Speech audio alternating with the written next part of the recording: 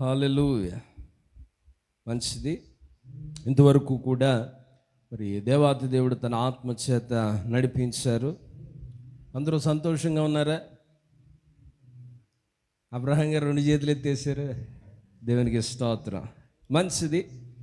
మరి ఉదయకాలం మంగా ప్రాంతంలో వాక్యం చెప్పడానికి వెళ్ళి ఉదయకాలం అక్కడ వాక్యం పంచుకోవటం జరిగింది. మరి తిరిగి యొక్క మధ్యాహ్న కాల సమయంలో ఇటు రీతిగా మన సన్నిధిలో కూడుకోవడానికి దేవుడిచ్చిన కృపను బట్టి దేవాతి దేవుని స్తుతిస్తూ ఉన్నాను. ఒక వచనం చదువుకుని వాక్యం కొరకైన చిన్న ప్రార్థన చేసుకుందాం. యోధా పత్రిక 21వ వచనము. ఎన్నో అధ్యాయం అని అడగండి.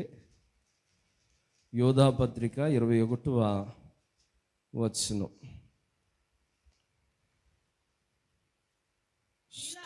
ప్రియులారా, మీరు విశ్వసించు అతి పరిశుద్ధమైన దాని మీద మిమ్మును మీరు కట్టుకొనొచ్చు, పరిశుద్ధాత్మలో ప్రార్థన చేయుచు నిత్య జీవార్థమైన మన ప్రభువగు యేసుక్రీస్తు కనికరము కొరకు కనిపెట్టుచు దేవుని ప్రేమలో నిలుచున్నట్లు కాచుకొని యుండుడి. దేవునికి మహిమ కలుగునుగాక. ఈ యొక్క వచన భాగంలో మనకి 3 కాళ్ళు కనబడతా ఉన్నాయి. ఎన్ని కాళ్ళండి? 3 కాళ్ళు. ఎవరన్నా చెప్పండి, మీరమ్మ గారు కాకుండా. మొదట ఏంటండి? మొదట కట్టుకొనొచ్చు, రెండవది కనిపెట్టచ్చు, మూడవది కాచుకొని. 3 కాలండి. మొదటిది ఏం చేయాలట? కట్టుకొనొచ్చు, కనిపెట్టుచు, కాచుకొనొచ్చు. ప్రార్థన చేసుకుందాం. మమ్మల్ని మిక్కిలిగా ప్రేమించిన మా ప్రియ పరలోక తండ్రి, మీ శ్రేష్టమైన నామానికి వందనాలు, స్తోత్రాలు నాయనా. మరింతవరకు మీ ఆత్మ చేత నడిపించారు, మీకు వందనాలు. అల్పుణ్ణి నిలబడుతూ ఉన్నాను, నన్ను మరుగు చేయండి, మీరు మాట్లాడండి అయ్యా. నేను మాట్లాడితే అది ఎవరికి ప్రయోజనకరం కాదు, అది నిష్ప్రయోజనముగా మిగిలిపోతుంది నాయన. మీరే మాట్లాడండి. మానవ స్వరాన్ని ఇక్కడ మరుగు చేసి దైవీకమైన స్వరముతో మీరే మాట్లాడి మహిమ పొందమని యేసు నామంలో అడిగి పొందుకున్నాము తండ్రి, ఆమేన్. మరొకసారి అల్పునైన నన్ను ఈ స్థితిలో నిలబెట్టుకున్న దేవాతి దేవునికి నేను వందనస్తున్నై ఉన్నాను. అలాగే కూడొచ్చిన మీ అందరికీ మన ప్రభువును రక్షకుడైన యేసుక్రీస్తు వారి ప్రశస్త నామములో వందనాలు తెలియజేస్తా ఉన్నాను. అందరూ బాగున్నారు కదా? కొన్ని మొఖాలు డల్గా ఉన్నాయేటి? అందరూ బాగున్నారు, మంచిది. చదువుబడిన లేఖన భాగంలో చూస్తే 3 కాళ్ళు కనబడతా ఉన్నాయండి. మొదటిది కట్టుకొనొచ్చు. ఏం చేయాలట? మనల్ని మనము కట్టుకోవాలి. దేనిలో కట్టుకోవాలని చెప్పబడుతూ ఉంది? అతి పరిశుద్ధమైన దాని మీద మిమ్మును మీరు కట్టుకొనొచ్చు. కట్టుకొనొచ్చు అనే మాటకి మనకందరికి అర్థమయ్యే భాషలు ఏంటి? తాళ్ళుతో కట్టుకోవడం అంటారా? నియంత్రణ ఏంటండి? మనల్ని మనము నియంత్రించుకోవటం. కట్టుకోవాలి అంటే కొన్నిటిని మనము దాటిపోకుండా ఏం చేసుకోవాలి? మనల్ని మనము నియంత్రించుకోవాలి. ఏమంటే ఎప్పుడైతే మనల్ని మనం నియంత్రించుకోగలుగుతామో ఎక్కడ కట్టబడతామంటే మనము అతి పరిశుద్ధమైన దాని మీద కట్టబడతాం. దేవునికి మహిమ కలుగునుగాక. హల్లెలూయా. ఈ లోకంలో మనల్ని చాలా ఆకర్షిస్తూ ఉంటాయండి. ఈ లోకంలో మనల్ని ప్రతీదీ కూడా ఆకర్షిస్తూ ఉంటుంది. మనం ఎప్పుడైతే ప్రభువుకి ఒకంత దగ్గరగా ఉంటామో ఇంకా ఎక్కువ ఆకర్షణలు మనల్ని ఏం చేస్తూ ఉంటాయి? ఆకర్షిస్తూ ఉంటాయి. లోకం ఏంటంట? అంటే లోకమంతా కూడా నటనాలయముగా చెప్పబడతా ఉంది. లోకం మనల్ని ఏం చేస్తూ ఉంటుంది? ఏదో ప్రక్క నుంచి ఆకర్షిస్తూ ఉంటుంది. దాని ఆకర్షణలో మనము కాపాడుకోవడానికి ఏం చేయాలి? కట్టుకోవాలి. మనం ఏం చేయాలి? కట్టుకోవాలి, నియంత్రించుకోవాలి. దేవునికి మహిమ కలుగునుగాక. హల్లెలూయా. చూద్దాం లూకాసు వార్త 12వ అధ్యాయము 35వ వచనం. లూకా సువార్త 12వ అధ్యాయము 35వ. మీ నడుములు కట్టుకొనిడి, మీ మీ దీపములు వెలుగుచుండనీయుడి. మీ నడుములు కట్టుకొని ఉండను, మీ దీపములు వెలుగుచుండనీయుడి. ఏమంటే మన నడుము కట్టుకుంటే మన దీపం ఏమవుతుందట? వెలుగుతుంది కదా. నడుము కట్టుకోవడం అంటే దేని కట్టుకోమంటూ ఉన్నాడు ఇక్కడ భక్తుడు? మీ నడుములు కట్టుకొని ఉండుడి, మీ దీపములో వెలుగుచుండనీయుడి.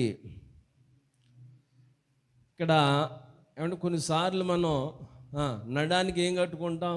దట్టి కట్టుకుంటాం కదా.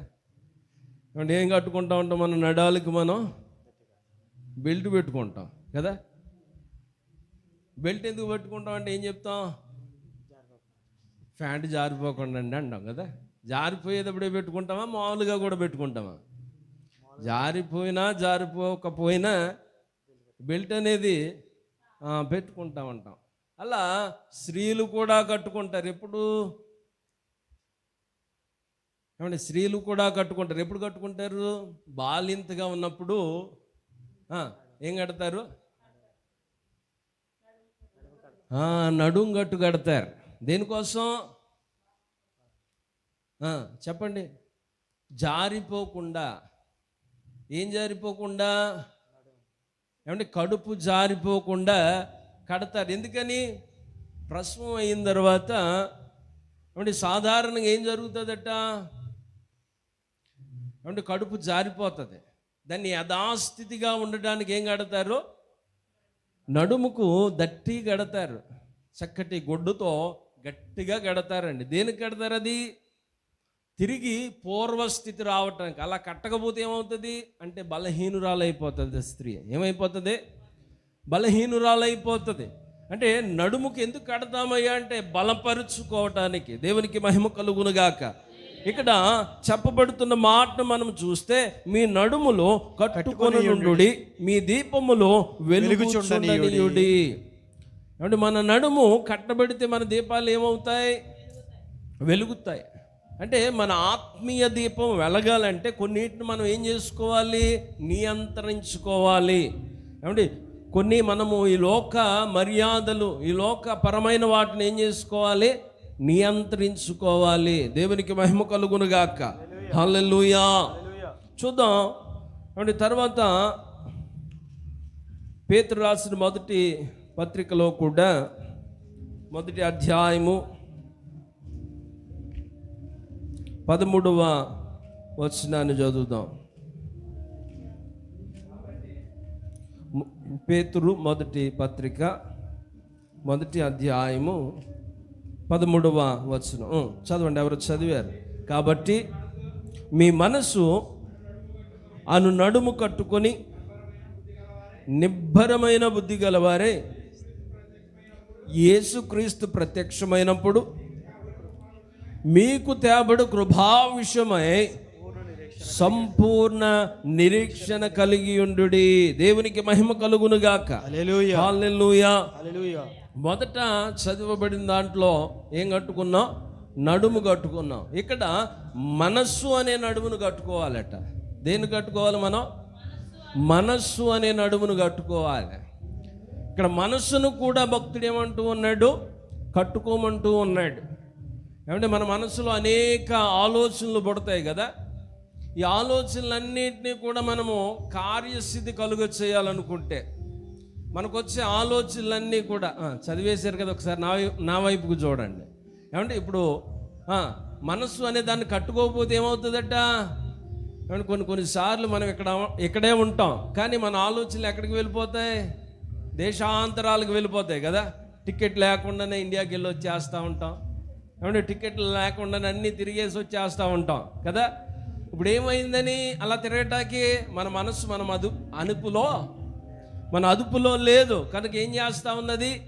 తిరుగుతూ ఉంది. అందుకే ఇక్కడ భక్తుడు అంటూ ఉన్నాడు, కాబట్టి మీ మనస్సు అను నడుమును కట్టుకొని నిబ్బరమైన బుద్ధి గలవారై యేసుక్రీస్తు ప్రత్యక్షమైనప్పుడు మీకు తేబడు కృప విషయమై కృపా విషయమై సంపూర్ణ నిరీక్షణ కలిగి ఉండుడి. దేవునికి మహిమ కలుగును గాక. ఏమంటే మన మనస్సును కూడా మనం ఏం చేసుకోవాలి? కట్టుకోవాలి, నియంత్రించుకోవాలి. ఏమంటే అనేక కోరికలు ఎక్కడి నుంచి పుడతాయి? మనస్సు నుంచే కదా. అది చేయాలి, ఇది చేయాలి, ఇలా ఉండాలి, అలా ఉండాలి, ఏమంటే అలా బ్రతకాలి, ఇలా బ్రతకాలని విచ్చలు విడిగా మన మనసు మనల్ని ఏం చేస్తూ ఉంటుంది? చూసిందల్లా కావాలని ప్రేరేపిస్తూ ఉంటుంది కదా. ఏమంటే మా స్త్రీలు ఉన్నారనుకోండి, బయటకు వెళ్తే ఎక్కడ చూసినా చీరలన్నీ మాకే కావాలంటారు. మరి మనసు ఏమైపోతూ ఉంటుంది? షాపింగ్కి వెళ్తాం కదా, ఇది చూస్తారు, ఇది బాగుందండి అంటారు, ఇది పక్కన పెడతారు. మళ్ళీ 10 నిమిషాలకి అంతకంటే కొంచెం వాళ్ళ కళ్ళకి ఇంపుగా ఉంటే అది వద్దండి తీసుకుంటాను. మళ్ళీ ఇంకా అంతకంటే మంచిది కనపడితే ఇది వద్దండి అది తీసుకుంటాను అని మారిపోతూ ఉంటారు. ఎందుకని? వారి మనసు మారిపోతూ ఉంటుంది. చూసే కొలది కూడా వారికి ఆకర్షణీయంగా కనబడుతుంది. అందుకని మన మనస్సు అనే నడుమును కూడా మనం ఏం చేయాలట? కట్టుకునే వారిగా ఉండాలి. దేవునికి మహిమ కలుగునుగా అక్క. హల్లెలూయా. అలాగే 1 కొరింథీయులకు రాసిన పత్రికలో మరొక మాట మనకు కనబడతా ఉంది. 1 కొరింథీయులకు రాసిన పత్రిక 3వ అధ్యాయము 10వ మాటను చూద్దాం. దేవుడు నాకు అనుగ్రహించిన కృప చొప్పున నేను నేర్పరి అయిన శిల్పకారుని వలె పునాది వేసి తిని మరి ఒకడు దాని మీద కట్టుచున్నాడు. ప్రతివాడు దాని మీద ఎలాగు కట్టుచున్నాడు జాగ్రత్తగా చూచుకొనవలెను. చాలన్నా జాగ్రత్తగా చూచుకొనవలెను. దేవునికి మహిమ కలుగునుగాక. ఏమంటే భక్తుడు అపోస్తలుడైన పౌలు గారు అంటూ, దేవుడు నాకు అనుగ్రహించిన కృప చొప్పున నేను నేర్పరి అయిన శిల్పకారుని వలె పునాది వేసి తిని మరి ఒకడు దాని మీద కట్టుచున్నాడు. ప్రతి వాడు దాని మీద ఎలాగూ కట్టుచున్నాడో జాగ్రత్తగా చూసుకొనవలెను. ఏమండి ఎక్కడ కడుతున్నాం? మనం అందరము కూడా యేసుక్రీస్తు అనే పునాది మీద కడుతున్న ప్రతి కట్టడం కూడా ఏం చేయాలంటే జాగ్రత్తగా చూసుకోవాలి. నేను ఒక శిల్పకారుని వలె పనిచేసి ఏం చేశాను? పునాది వేసి తిని మరి ఒకడు దాని మీద కట్టుచున్నాడు. ప్రతి వాడు దాని మీద ఎలాగూ కట్టుచున్నాడో జాగ్రత్తగా చూచుకొనవలెను. ఏమండి అసలు సంఘం ప్రప్రథముగా కట్టింది ఎవరు? అంటే యేసుక్రీస్తు ప్రభుల వారు కదా. ఇప్పుడు మనం ఏం చేస్తాం అంటే సంఘాన్ని స్థాపించి వ్యవస్థాపకులు ప్రేమరాజు గారు. ఏమంటే ఇలా వేసుకోకూడదు. వ్యవస్థాపకులు ఎవరై ఉండాలి? ఆయనే యేసుక్రీస్తు ప్రభుల వారే. ఆయన వేసిన పునాది మీదే మనం కడతా ఉన్నాం కదా. ఏమంటే ఆయన అంతా కూడా సిద్ధపరిచారు. అదే చెప్తూ ఉన్నాడు, నేను నేర్పరి అయిన శిల్పకారుని వలె పునాది వేసి తిని మరి ఒకడు దాని మీద కట్టుచున్నాడు.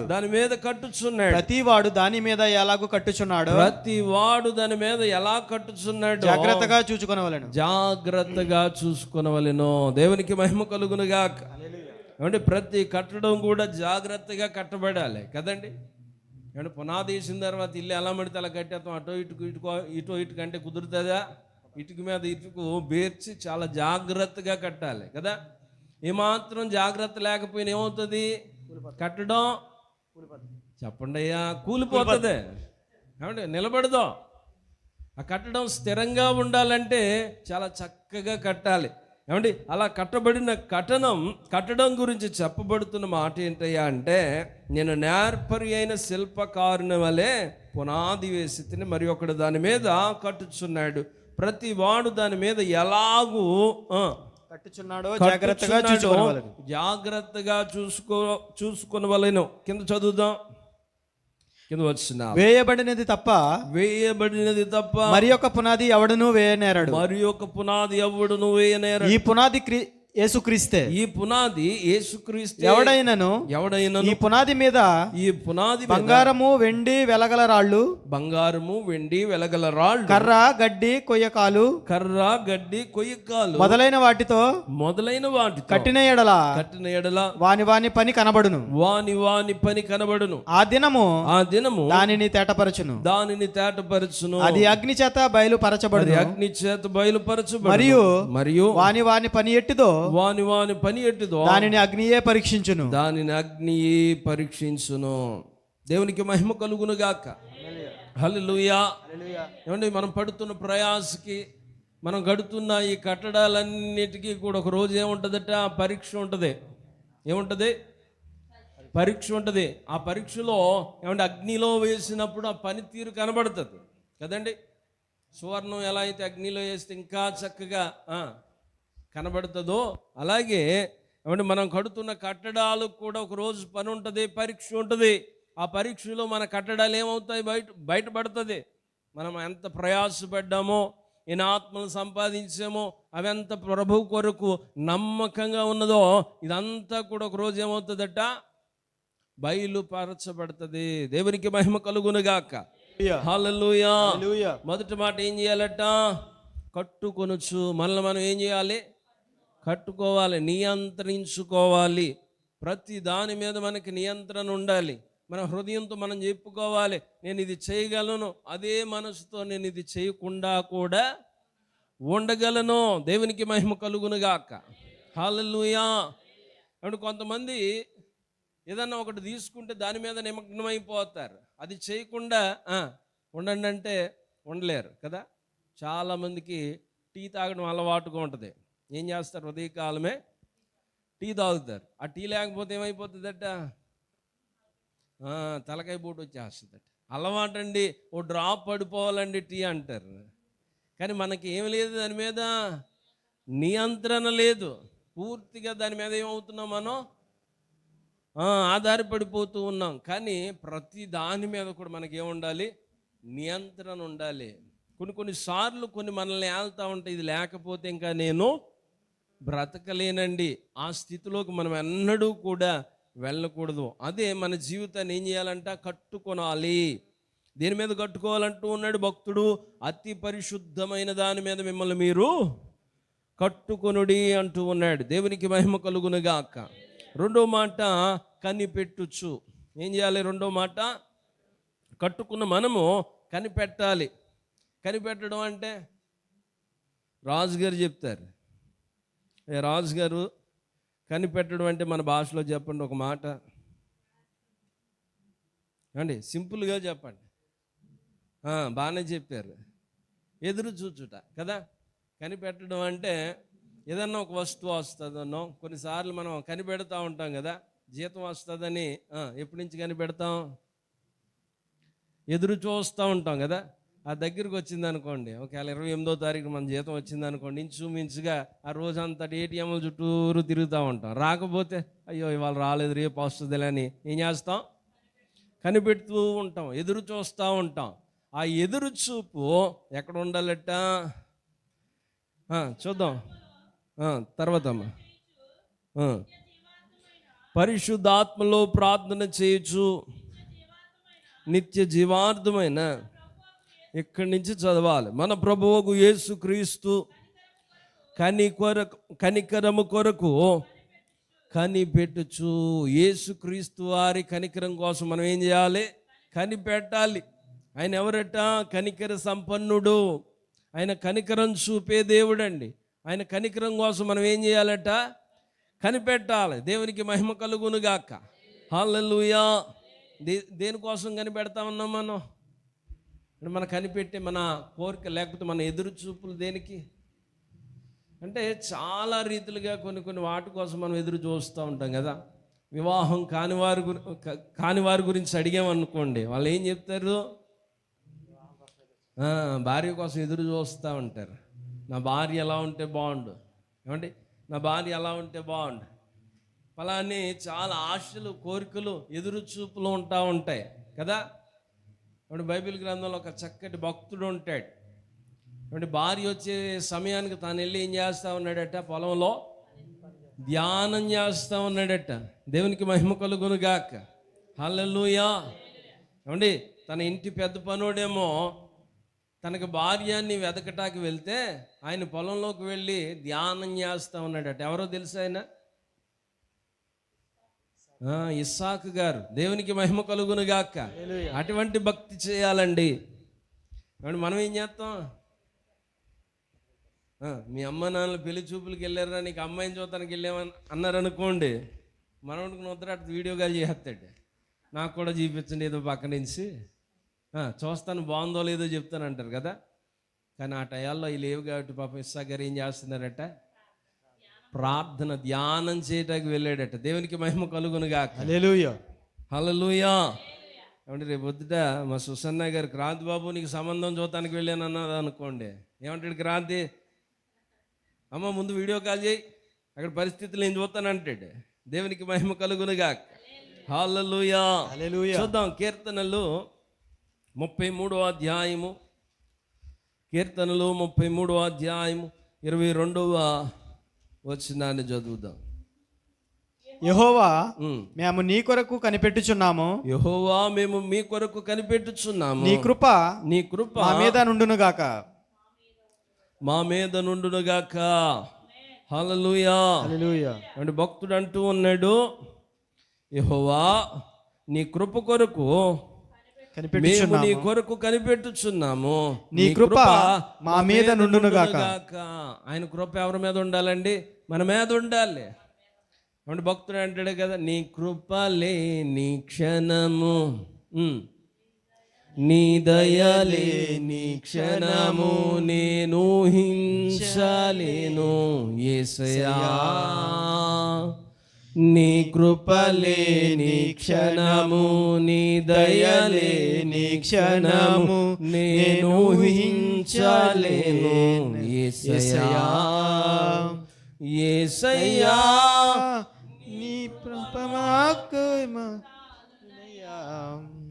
యేసయ్యా, నీ కృప నాకు చాలయ్యా. నీ కృప లేనిదే నేను నుండలేనయ్యా. దేవునికి స్తోత్రం. హల్లెలూయా. హల్లెలూయా. ఆయన కృప లేకపోతే మనం ముందుకు సాగలేమండి. ఆయన కృప మనకి ఎలా ఉండాలి? నిత్యము మనకి తోడుగా ఉండాలి. భక్తుడు అంటూ ఉన్నాడు, యెహోవా మేము నీ కృప కొరకు కనిపెట్టుకొనిచున్నాము. నీ కృప మా మీద నుండును గాక. ఆయన కృప మన మీద ఉండాలండి. ఈ లోకంలో ఆయన కృప లేకపోతే మనం ముందుకి సాగలేం. ఆయన కృప జీవము కంటే ఉత్తమమైనది. దేవునికి మహిమ కలుగును గాక. హల్లెలూయా. హల్లెలూయా. అదే కీర్తనలు 101వ అధ్యాయము 6వ వచనం. నా యొద్ద నివసించినట్లు దేశములో నమ్మకస్తులైన వారిని నేను కనిపెట్టుచున్నాను. నిర్దోష మార్గమందు నడుచువారు నాకు పరిచారకులగుదురు. దేవునికి మహిమ కలుగును గాక. హల్లెలూయా. ఏమండి, మనం ఎదురు చూడడం కాదు, ఆయన కూడా మన కొరకు ఏం చేస్తున్నాడట? ఎదురు చూస్తూ ఉన్నాడు. ఆయన వద్ద నివసించడానికి దేశంలో ఎవరు కావాలంట? నమ్మకస్తులు ఆయనకు కావాలి. ఎవరు కావాలి? నమ్మకస్తులు కావాలి. ఏమంటే నమ్మకస్తుల కోసం ఆయన కనిపెడుతూ ఉన్నాడట. నిర్దోష మార్గములందు నడుచువారు నాకు పరిచారకులగుదురు. దేవునికి మహిమ కలుగును గాక. హల్లెలూయా. హల్లెలూయా. అట్టి నమ్మకత్వాన్ని మనం కనపరచగలుగుతున్నామా? ఏమండి, దేవుడు కూడా మన కోసం ఎదురు చూస్తూ ఉన్నాడు. నమ్మకస్తులు ఆయనకు కావాలండి. ఎవరు కావాలి? నమ్మకస్తులు కావాలి, నటించేవారు కాదు. ఎవరు కావాలి? నమ్మకస్తులు కావాలి. ఎందుకంటే ఆయనతో నివసించడానికి దేశంలో నమ్మకస్తుల కోసం ఆయన కనిపెడుతూ ఉన్నాడట. నిర్దోష మార్గములందు నడుచువారు నాకు పరిచారకులగుదురు. దేవునికి మహిమ కలుగునుగాక. హల్లెలూయా. చూద్దాం లూకా సువార్త 2వ అధ్యాయము. లూకా సువార్త 2వ అధ్యాయము 38వ వచనము.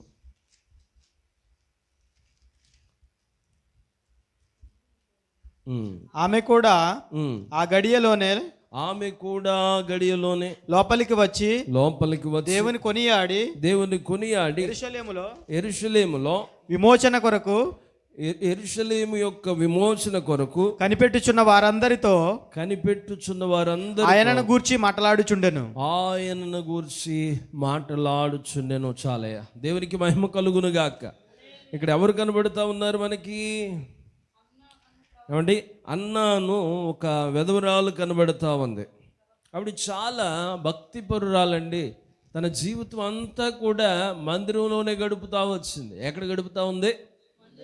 ఏమండి, మందిరంలోనే నిత్యము ప్రార్థనలు, ఉపవాస ప్రార్థనలు, రేయం బగలు కూడా సేవ చేస్తూ ఉందట. దేనికోసం కనిపెడతా ఉంది ఆవిడ? మంచి ఆరోగ్యం కోసమా? ఏమంటే ఇశ్రాయేలీల యొక్క విమోచన కొరకు కనిపెడతా ఉందంట. వీరందరికీ కూడా దేవుని వాగ్దానాలు తెలుసు, ప్రవచనాలు తెలుసు. ఏమంటే కన్యక గర్భవతి అయి కుమారుని కంటదన్న విషయం వీళ్ళందరికీ తెలుసు. విమోచకుడు వస్తాడని కనిపెడతా ఉన్నారు.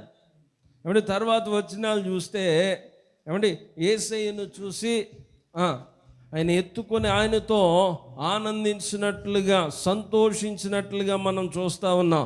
దేవునికి మహిమ కలుగును గాక. ఏమంటే ఎవరైతే ఆయన కొరకు కనిపెడతా ఉంటారో ఆయన పట్ల ఆయన కలిగి ఉన్న ప్రణాళికలు గొప్పవండి. దేవుని కోసం ఎదురు చూసేవారిగా మనం ఉండాలి. హల్లెలూయా.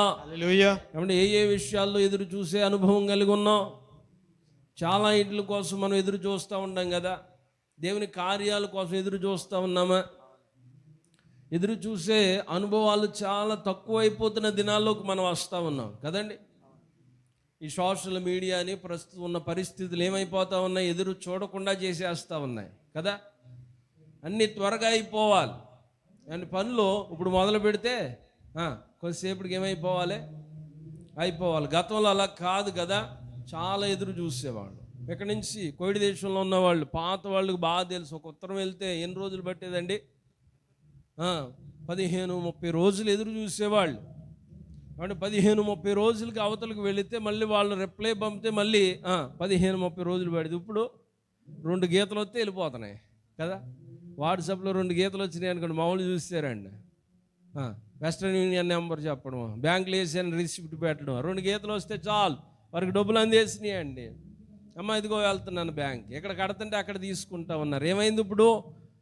చాలా ఏమంటే త్వరితంగా పనులు జరిగిపోతూ ఉన్నాయి.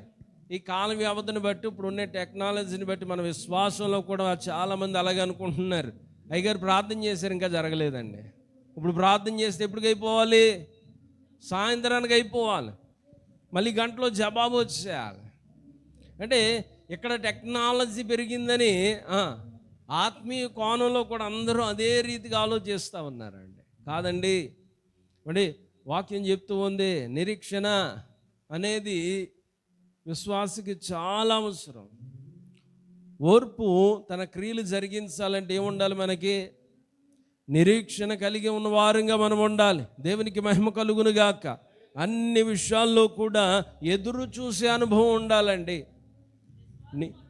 విశ్వాసం అనున్నది నిరీక్షింపబడు వాటి యొక్క నిజ స్వరూపమును, అదృశ్యమైనవి ఉన్నవనుటకు రుజువై ఉన్నవి. దానిని బట్టి పెద్దలు సాక్ష్యము పొంది ఉన్నారు. హల్లెలూయా. ఏమంటే విశ్వాసం ఏంటంట? నిరీక్షింపబడు వాటి యొక్క నిజ స్వరూపము. దేవునికి మహిమ కలుగునుగాక. హల్లెలూయా. ఏమండి పొద్దుట మంగా ప్రాంతానికి వెళ్ళాం కదా, అక్కడ ఏసీలు లేవు. ఒక్కరు కూడా కన్ను రెప్పబడట్లేదు. ఎందుకు తెలుసా? ఎందుకని అంటారు? మనకి ఏసీ ఎక్కువైపోయిందని చల్లగా ఉందేమో. కొంతమంది ఏమవుతున్నాయి? బల్బులు మాడిపోతూ ఉన్నాయి. హల్లెలూయా. ఏమంటే అక్కడ ఒక్కరు కూడా కునికేయట్లేదు. ఇలా వింటున్నారు, ఎప్పుడు ఆపేస్తారు ఈయనని. ఎందుకని? ఆ చెమటలు అలా కారిపోతూ ఉన్నాయండి. నేను అన్నాను, బాగుందమ్మా మీ పరిచర్య, చాలా బాగుంది, ఏసీ లేకపోవడం దేవునికి స్తోత్రం అన్నాను. హల్లెలూయా. ఏమండి, మనం వాక్యం వరకు ఆసక్తిని చూపాలి, వేగిరపాటు ఉండాలి. ఇక్కడ భక్తుడు చెప్తూ ఉన్నట్లుగా ఏమంటే ఆయన నమ్మకస్తుల కోసం కనిపెడతా ఉన్నాడండి. మనం ఎటువంటి నమ్మకత్వాన్ని ఎదురు చూసే అనుభవంలో ఉన్నాం. అన్న ఎన్నో సంవత్సరాలు తన భక్తి జీవితంలో ఏమంటే భర్త చనిపోయిన తర్వాత అనేక సంవత్సరాల మందిరంలో 84 సంవత్సరాలు మందిరంలో గడుపుతూ ఉందండి. ఏమంటే రాత్రి పగలు ప్రార్థనలో ఉపవాసాల్లో ఏమంటే ఏమీ లేకపోయినా కూడా ఒక నిరీక్షణ ఉంది, ఒక వచనం పట్టుకుంది, వచనాన్ని పట్టుకుని విమోచకుడు, ఇశ్రాయేలీయుల విమోచకుడు వస్తాడు, ఆయన విడిపిస్తాడన్న దృఢమైన నిరీక్షణతో ఎదురు చూస్తూ ఉంది. ఆ తర్వాత వచనాలు చూడండి, ఇంకా అక్కడ భక్తులు కనబడతారు. వారు ఏదైతే ఆశించారో వారు చూశారండి. వారు ఊహలను వారు ఏదైతే చూడాలనుకున్నారో దాన్ని చూసినట్లుగా మనం అక్కడ చూస్తాం. దేవునికి మహిమ కలుగునుగాక. హల్లెలూయా. హల్లెలూయా. రెండవ పేతురు పత్రిక 2 పేతురు 3వ అధ్యాయము 12వ వచనం.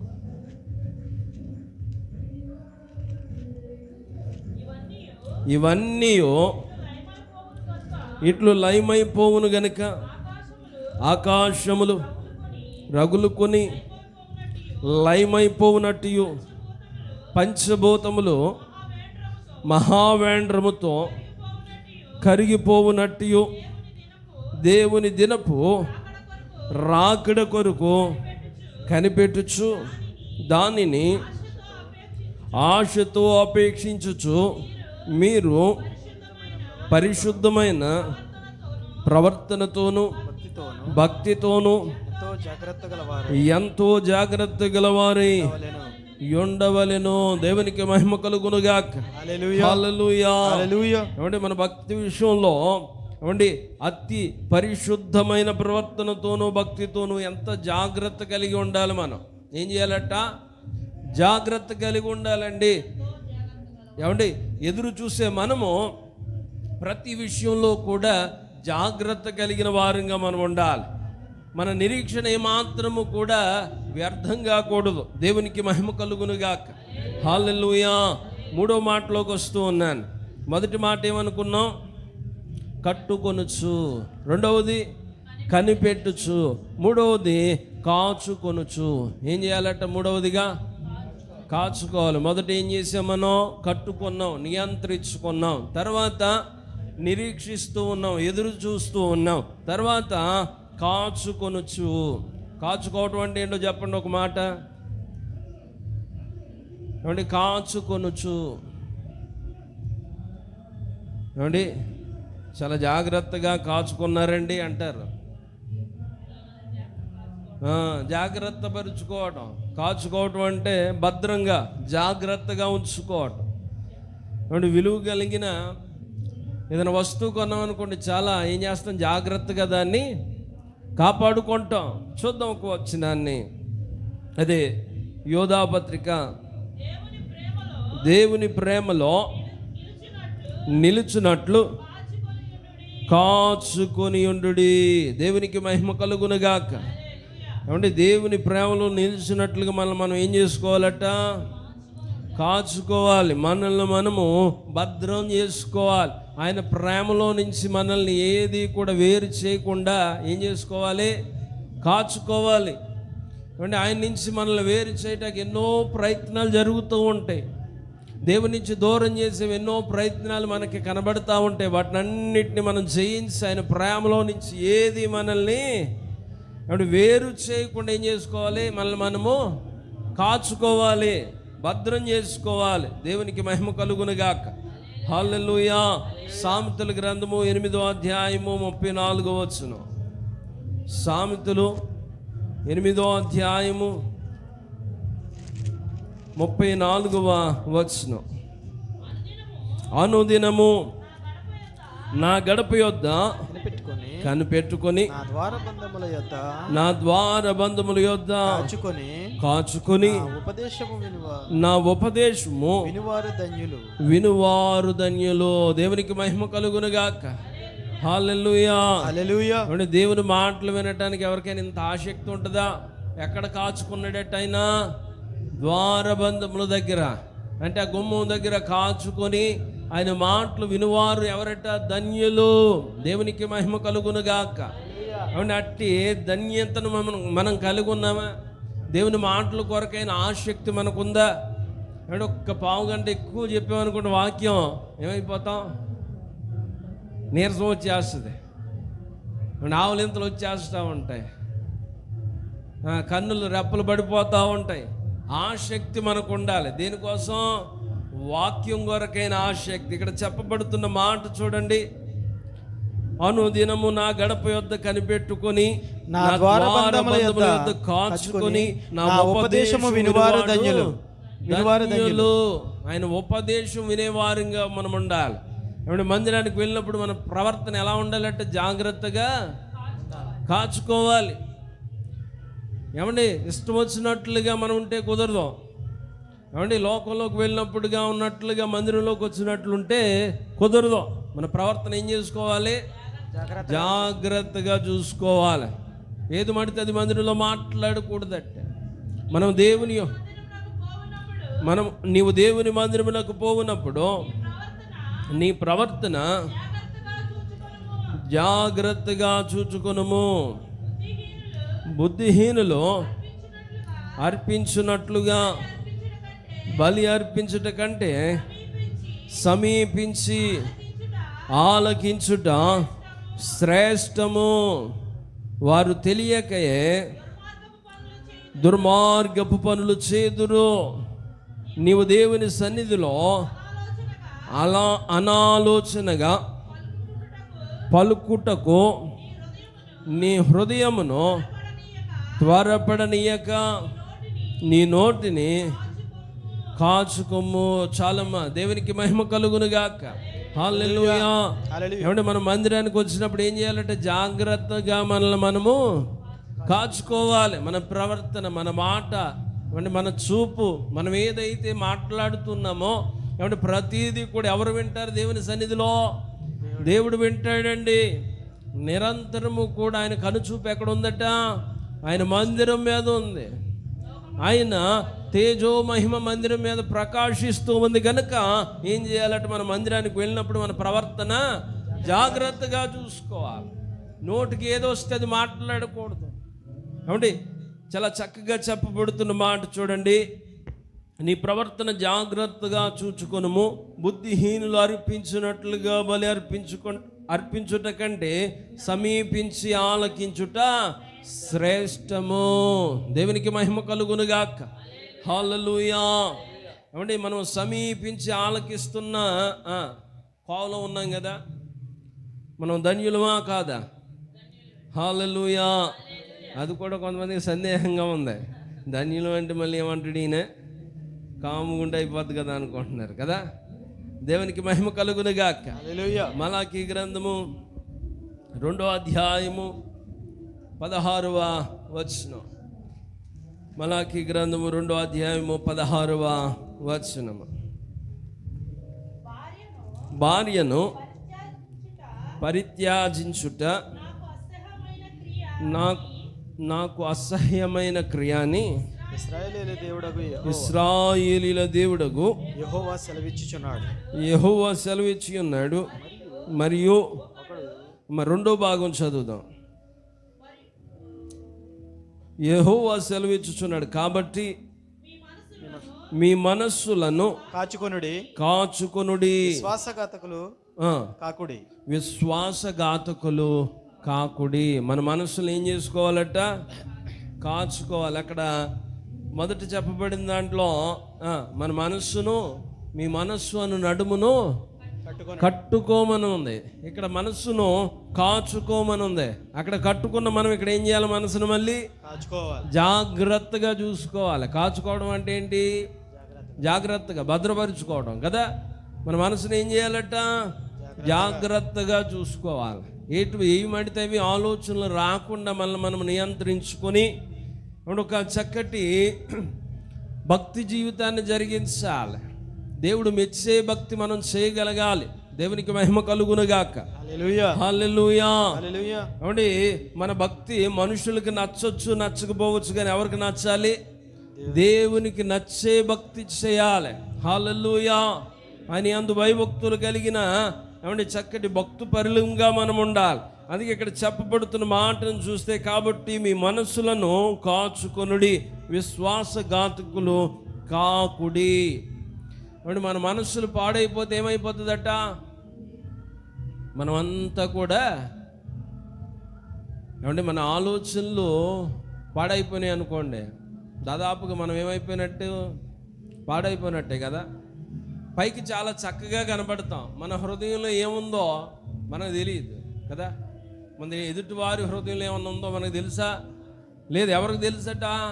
ప్రతి హృదయపు ఆలోచన, తలంపు దేవాతి దేవునికి తెలుసండి. దేవునికి మహిమ కలుగునుగాక. హల్లెలూయా. ఆయన మన హృదయంలో తలంపు పుట్టక మునిపి ఆ తలంపు యొక్క అర్థాన్ని ఎరిగిన దేవుడు మన దేవుడు. హల్లెలూయా. ఆయన సమస్తమును ఎరిగి ఉన్నాడండి. అందుకే ఇక్కడ మీ కాచుకొనుచు విశ్వాసఘాతకులు కాకుడి. మన మనసు పాడైపోతే మనం ఏమైపోతాం? విశ్వాసంలో భ్రష్టులం అయిపోతామండి. ఏమండి, మన తలంపుల వల్లే కదా మన కార్యం జరిగించేది. ఏమండి, దావీదు పాపం చేయటానికి కారణం ఏంటంట?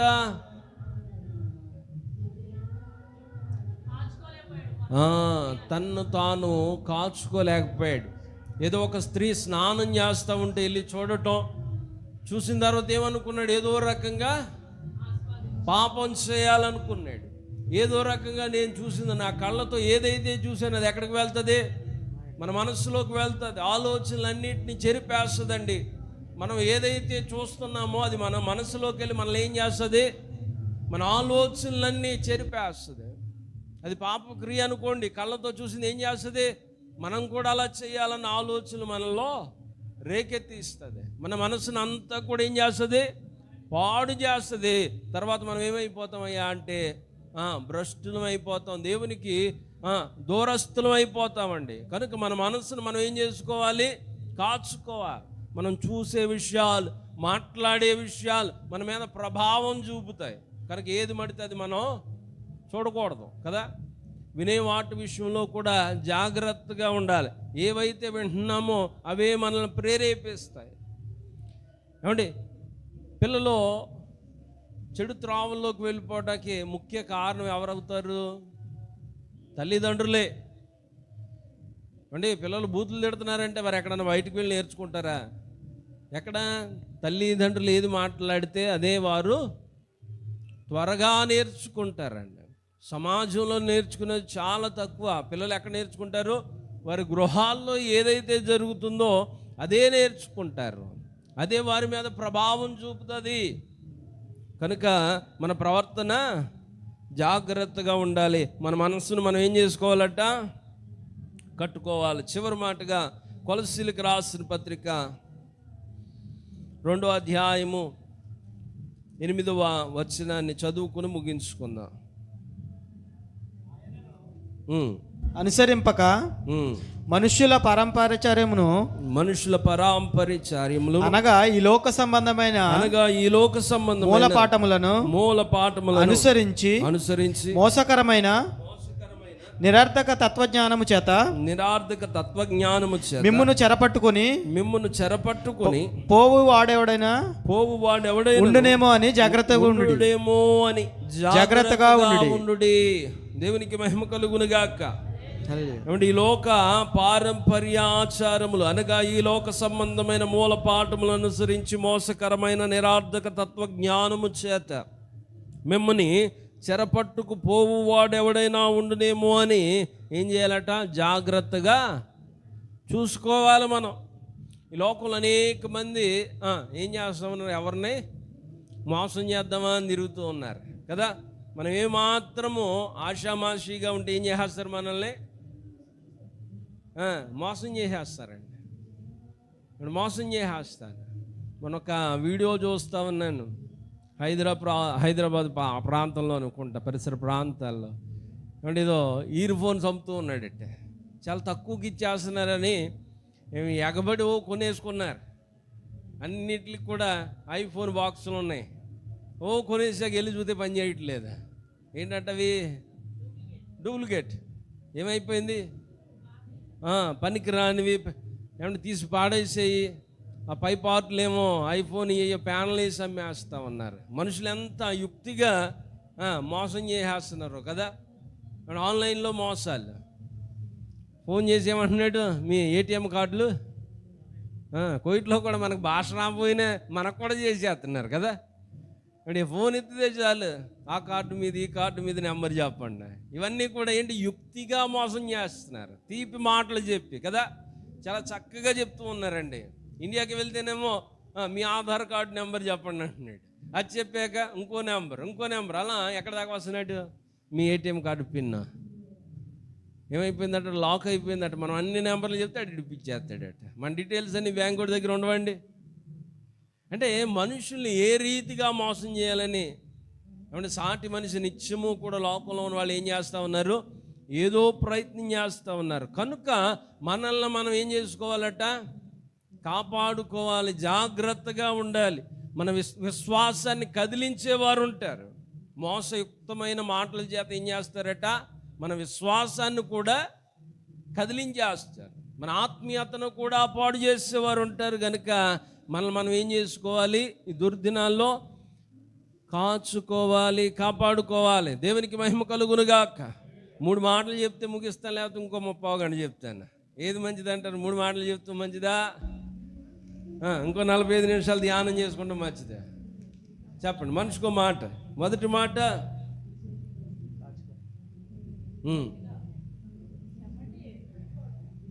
నేను ఎవరికి భయం లేదైతే 4 అవుతుంది, ఇంకో 45 నిమిషాలు అంటే 4:45 అవుతుంది. హల్లెలూయా. మొదటి మాట కట్టుకొనుచు. 3 కాలండి. కట్టుకొనుచు, కనిపెట్టుచు, కాచుకొనుచు. దేవునికి మహిమ కలుగునుగాక. కట్టుకున్న మనము, కనిపెట్టిన మనము చివరికి ఏం చేసుకోవాలట, కాచుకోవాలి. ఎందుకని? అపవాది ఎలా ఉన్నాడట, లోకంలో గర్జించు సింహం వాళ్ళే తిరుగుతూ ఉన్నాడట. ఏమంటే ఎవరు దొరుకుతారా మింగేద్దామని తిరుగుతూ ఉన్నాడు. వాటి తంత్రాల్లో చిక్కకుండా ఏం చేయాలి, మనము కాచుకోవాలి. అటువంటి కృపాధన్యత దేవాతి దేవుడు మనందరికీ దయచేయునుగాక. ఆమేన్, ఆమేన్. ప్రార్థన చేసుకుందాం వినిన వాక్యాన్ని బట్టి. సర్వోన్నతుడా మీకు వందనాలు. ఇదిగో తండ్రి, మరి ఇదిగో తండ్రి, శుక్రవారపు దినాన ఇటు రీతిగా నాయన మీ మాటలు ధ్యానం చేసుకున్నట్టు మీరు ఇచ్చిన గొప్ప భాగ్యాన్ని బట్టి మీకు వందనాలు. బిడ్డలెంతో ఆసక్తితో మీ వాక్యాన్ని విన్నారయ్యా. వినిన వాక్యం వారి హృదయాల్లో కార్యసిద్ధి కలుగచేయండి. మంచి నేలను పండిన విత్తనాలు వలె అయ్యా అదిగో తండ్రి ఎదిగి ఫలించుట కృపనివ్వండి నాయన. సమస్తము సమకూడిగా మీరు జరిగించమని, మేళ్లతో నింపమని, మేలైన కార్యాలు మీరే జరిగించుకొని సమస్త మహిమ ఘనత ప్రభావాలు పొందుకోమని యేసు నామములో అడుగుచున్నాము తండ్రి. ఆమేన్.